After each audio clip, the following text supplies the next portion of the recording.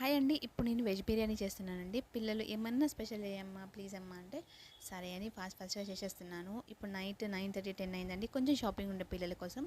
So అందుకని చెప్పేసి వెళ్ళి వచ్చేవరకు కొంచెం లేట్ అయింది.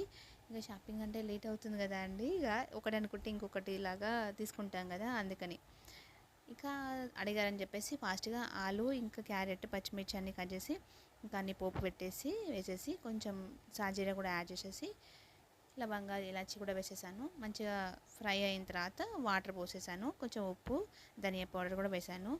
పక్కన కడాయి కూడా పెట్టాను కదండి. కొంచెం ఎగ్ ఫ్రై లాగా చేద్దాము అని చెప్పేసి ఇంకా ఆనియన్స్ కట్ చేసుకొని ఇలా ఉప్పు అన్నీ వేసేసి కారం కూడా వేసేసి ఇంకా ఎగ్స్ కూడా యాడ్ చేసుకున్నానండి. ఇక్కడ వాటర్ కూడా మరిగితే బియ్యం కూడా వేసేసాను. పిల్లలకి ఆకలిస్తుందని నేను వీడియో లాగానే స్పీడ్గా చేశానండి. అన్నం కూడా ఆల్మోస్ట్ అయిపోయిందండి. ఇలా లాస్ట్లో ఇలాగ మొత్తం కలపకుండా ఇలా కొంచెం కొంచెం అన్నం స్ప్రెడ్ చేసుకుంటూ మూత పెట్టేసేయాలి. ఇంకా మంచిగా అయిపోతుంది అన్నము.